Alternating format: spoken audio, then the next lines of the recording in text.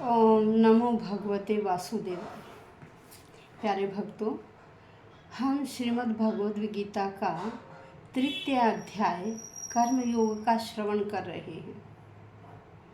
श्लोक संख्या 34 में हमने कल श्रवण किया था कि इंद्रिय और इंद्रियों के जो विषय हैं, जब इंद्रियां अपने विषयों का भोग करती हैं तो हमें राग और द्वेष उत्पन्न होता है। उस राग और द्वेष से ही हम मोह माया में ग्रस्त रहते हैं।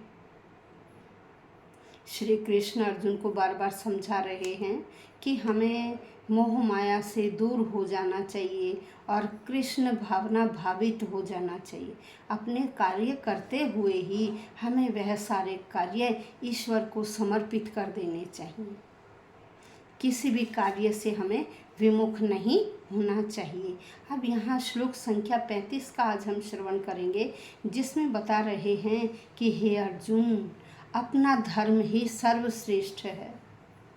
हमें अपने धर्म का पालन करना चाहिए। अपना जो कर्तव्य है, जैसे अर्जुन क्या थे, एक क्षत्रिय थे। उन्होंने कहा क्षत्रिय का जो धर्म है उस धर्म का हमें पालन करना चाहिए। यदि कोई ब्राह्मण है तो उसे अपने ब्राह्मण धर्म का पालन करना चाहिए। यहाँ श्री कृष्ण अर्जुन को यह बता रहे हैं कि हमें दूसरे के धर्म से अपना धर्म अच्छा लगना चाहिए। हमारा धर्म ही श्रेष्ठ है, दूसरे का धर्म श्रेष्ठ नहीं है। अब आइए श्लोक संख्या 35।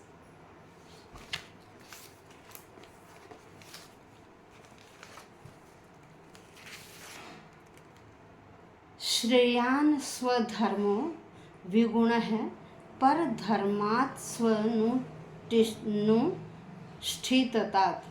फिर सुनिए, श्रेयान् स्वधर्मो विगुणः पर धर्मात् स्वनुष्ठितात् स्वधर्मे निधनं श्रेयः पर धर्मो भयावह।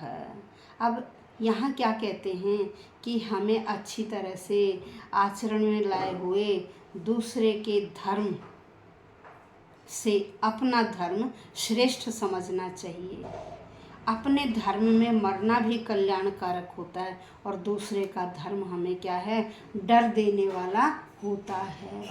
यह श्री कृष्ण अर्जुन को समझा रहे हैं। यहाँ वर्णाश्रम के हिसाब से समझा रहे हैं कि भाई कौन से वर्ण का क्या धर्म है, ब्राह्मण का क्या धर्म है, क्षत्रिय का क्या धर्म है, वैश्य का क्या धर्म है और एक शूद्र का क्या धर्म है। तो हमें अपना धर्म, अपने धर्म का पालन करना चाहिए, वही श्रेष्ठ होता है। अब आइए शब्दशः अनुवाद। श्रेयान, श्रेयान का मतलब होता है श्रेष्ठ, अधिक श्रेष्ठ। स्वधर्म है अपना धर्म, जो अपना धर्म, अपने जो नियत कर्म हैं। विगुण है दोष युक्त भी। यदि अपने धर्म में क्या है, कोई दोष भी है तो भी हमें अपने ही धर्म का पालन करना चाहिए। फिर पर धर्मात, पर धर्म होता है अन्यों के धर्म से, दूसरे के धर्म से, दूसरों के लिए उल्लिखित कार्यों की अपेक्षा सु का मतलब अच्छा। अनुष्ठितात, ये क्या था, पर धर्मात् सु अनुष्ठितात। पर धर्मात् हो गया अन्यों के धर्म से, सु अच्छा, अनुष्ठितात भली भांति संपन्न। स्वधर्म है अपने धर्म में, निधनम मृत्यु, अपने धर्म में मृत्यु श्रेय श्रेष्ठतर होती है। पर धर्म है दूसरे धर्म में भयावह, डरावना या खतरनाक।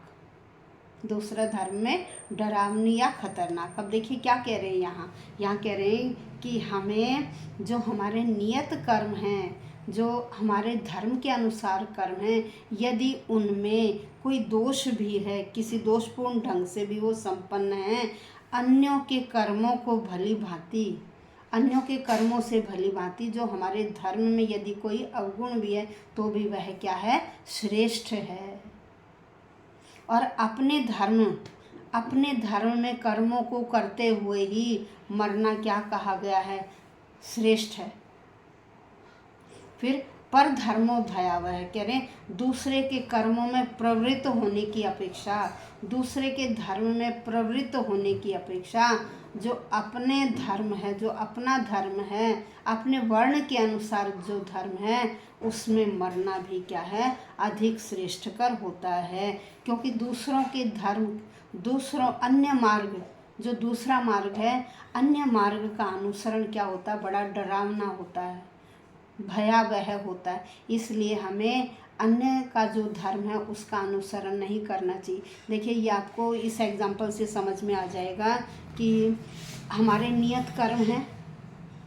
हमारा धर्म, मान लीजिए मैं क्षत्रिय हूँ, मेरा क्षत्रिय का क्या धर्म है, अपने धर्म का पालन करना। अगर कभी ज़रूरत भी पड़ जाए देश के लिए प्राणों का न्योछावर करना या युद्ध करना, तो उस युद्ध में यदि मैं हिंसा भी करता हूँ ना, तो वो क्या है, मेरा धर्म है। क्षत्रिय होने के नाते अपने राज्य की, अपने देश की रक्षा करना मेरा धर्म है, तो वह हिंसा नहीं कहलाएगी, वो मेरा धर्म है। मैं अपने धर्म का पूर्ण रूप से पालन करूँगा। और यदि मैं क्षत्रिय होते हुए किसी ब्राह्मण के धर्म का पालन कर लूँ, भाई अपने युद्ध को छोड़कर, यदि ज़रूरत पड़ी, मैं देश के लिए काम नहीं कर रहा, मैं एक ब्राह्मण की भली भांति बैठकर वेदों का अध्ययन करने लग जाऊं, पूजा पाठ करने लग जाऊं, क्या वो वहाँ मेरी मृत्यु हो जाए, क्या वो मेरे लिए श्रेष्ठकर होगा? नहीं। क्यों? क्योंकि मैंने जो मेरा क्षत्रिय का धर्म था, मैंने उस धर्म का त्याग करके मैंने दूसरे के धर्म के अनुसार काम किया है, तो वहाँ मरना मेरे लिए श्रेयस्कर नहीं है। ऐसे ही जैसे बड़े बड़े प्रकांड पंडित हुए हैं, जैसे परशुराम जी थे, जन्म से ब्राह्मण थे, लेकिन वो कृष्ण भावना भावित हो चुके थे, उन्होंने भगवान को पा लिया था, वह सत्कार्य करते थे, निष्काम कर्म करते थे, जन्म ब्राह्मण जाति में, लेकिन कर्म क्या थे, क्षत्रिय धर्म। क्यों? क्योंकि उन्होंने ईश्वर को पा लिया था। जब हम कृष्ण भावना भावित हो जाते हैं तो हमारे लिए सब बराबर। ये नहीं होता मैं ब्राह्मण हूँ तो मैं ब्राह्मण के ही काम करूँगा, मैं क्षत्रिय के कार्य नहीं करूँगा। अरे नहीं, मैं तो क्या हूँ, ईश्वर का भेजा हुआ एक दूत हूँ, और मेरा कर्तव्य क्या बनता है, कहीं भी कोई भी मेरी ज़रूरत हो तो वहाँ मुझे ये नहीं देखना मैं ब्राह्मण हूँ, मैं क्षत्रिय हूँ, नहीं। अरे मुझे तो सबको एक देखना है कि भगवान के भेजे हुए सभी एक हैं, और उस समय मुझे जो भी करना पड़े तो मैं वह अवश्य करूँगा। इसलिए परशुराम ने क्या किया, क्षत्रियों का, भाई क्षत्रियों के अनुसार धर्म का पालन किया। किसके अनुसार? क्षत्रिय के अनुसार। क्यों? क्योंकि वह कृष्ण भावना भावित हो चुके थे। वो ये नहीं था कि मैं ब्राह्मण में उत्पन्न हुआ। उन्होंने, भगवान ने क्या कि वह एक प्राणी है और प्राणी का जो कर्तव्य होता है वह उन्होंने किया। इस तरह से विश्वामित्र क्या थे? विश्वामित्र एक क्षत्रिय थे। देखिए एग्जाम्पल, 2 एग्जाम्पल से कैसे क्लियर किया।